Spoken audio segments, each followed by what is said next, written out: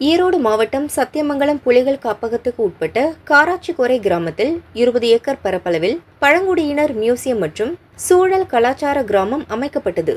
இப்பணிகள் 2008ஆம் ஆண்டு அதிமுக ஆட்சியில் 7 கோடி ரூபாய் மதிப்பில் நடைபெற்றன.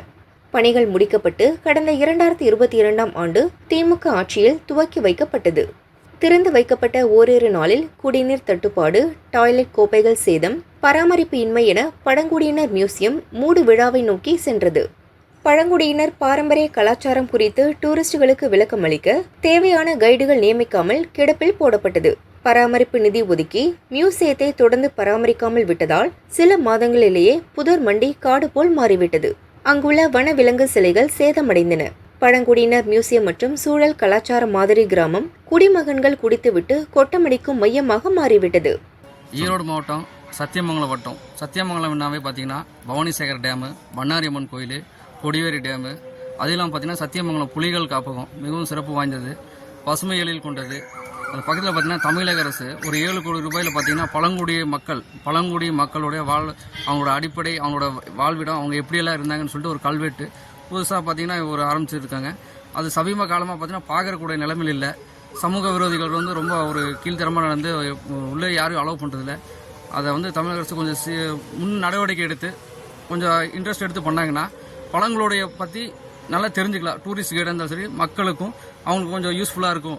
7 கோடி ரூபாயை கொட்டி அமைக்கப்பட்ட பழங்குடியினர் மியூசியம் சில மாதங்களிலே மூடு விழா கண்டது.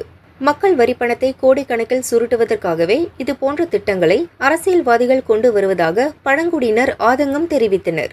இந்த நிதியை வறுமையில் வாடும் பழங்குடியினர் வளர்ச்சிக்காக ஒதுக்கியிருந்தால் கூட அவர்களது வாழ்வாதாரம் ஓரளவிற்கு முன்னேறி இருக்கும் என பழங்குடியினர் குமருகின்றனர். பழங்குடிகள் நலன் கருதி பழங்குடியினர் மியூசியத்தை மீண்டும் பராமரித்து பயன்பாட்டிற்கு கொண்டு வர வேண்டும். இதன் மூலம் கிடைக்கும் வருவாயை பழங்குடியினர் மேம்பாட்டிற்கு செலவிட வேண்டும் என சமூக ஆர்வலர்கள் வலியுறுத்தி உள்ளனர். ஈரோடு மாவட்டம் சத்தியமங்கலம் வட்டம் பவானிசேகர் அருகில் உள்ள காராச்சிக்குறை என்ற இடத்தில் தமிழக அரசால் 2022ஆம் ஆண்டு பழங்குடியினர் கலாச்சார மையம் என்று ஒன்றை அமைக்கப்பட்டிருக்கிறது. பழங்குடி மக்களோடு மிருகங்களும் பழங்குடி மக்களும் எப்படி அந்த விலங்குகளோடு ஒன்றிணைந்து இருப்பார்கள் என்பதை சிலை மூலமாக தத்ரூபமாக எடுத்துக்காட்டப்பட்டிருந்தது.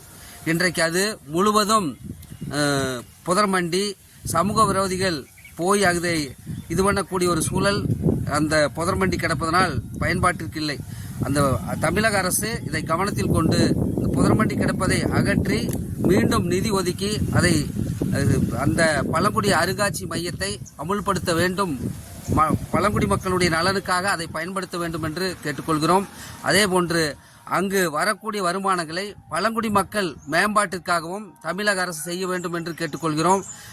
மீண்டும் அந்த மக்கள் அதை பயன்படுத்தினால் அங்கு இருக்கக்கூடிய பழங்குடி கலாச்சாரம், வெளியிலிருந்து வரக்கூடிய மக்கள் பழங்குடிகளை பற்றி, அவருடைய மேம்பாட்டை பற்றியும் அவருடைய செயல்களை பற்றியும் தெரிந்து கொள்வதற்கான ஒரு மையத்தை அரசு ஏற்படுத்தியிருக்கிறது. இன்றைக்கு 7 கோடி ரூபாய் செலவு செய்து அது வீணா போன ஒரு சூழல் இருக்கிறது.